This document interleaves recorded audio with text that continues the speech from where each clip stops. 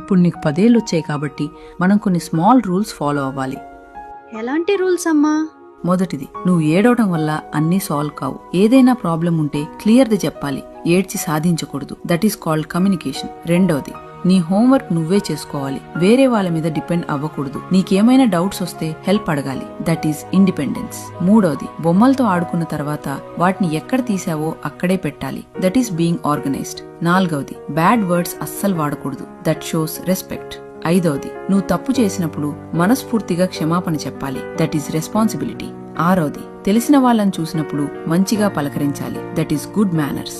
ఏడవది, ఇంటి పనుల్లో అమ్మా నాన్నలకు ఇష్టంగా హెల్ప్ చేయాలి. That is sharing. ఎనిమిదవది, నీకు ఏదైనా అర్థం కాకపోయినా లేదా డౌట్ వచ్చినా మౌనంగా ఉండకుండా వెంటనే అడిగి తెలుసుకోవాలి. That is honesty. తొమ్మిదవది, కారణం లేకుండా కోప్పడ్డం, చిరాకు పడ్డం చెయ్యకూడదు. నీ ఎమోషన్స్ ని కంట్రోల్లో ఉంచుకోవాలి. పదవది, ప్రతిరోజు కొత్తగా ఏదైనా నేర్చుకోవడానికి ప్రయత్నించాలి. That is growth. సరే అమ్మా, నాకు అర్థమైంది.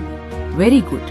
ఇవాళ ఈ రూల్స్ స్ట్రిక్ట్ గా అనిపించొచ్చు, కానీ రేపు మీ పిల్లల భవిష్యత్తుకు ఇవి చాలా అవసరం. బాల్యంలో నేర్పే క్రమశిక్షణే జీవితంలో బలంగా మారుతుంది. ఈ చిన్న పాఠాలు గొప్ప జీవితాలను తీర్చిదిద్దగలవు. ఈ మెసేజ్ ని పిల్లలను పెంచుతున్న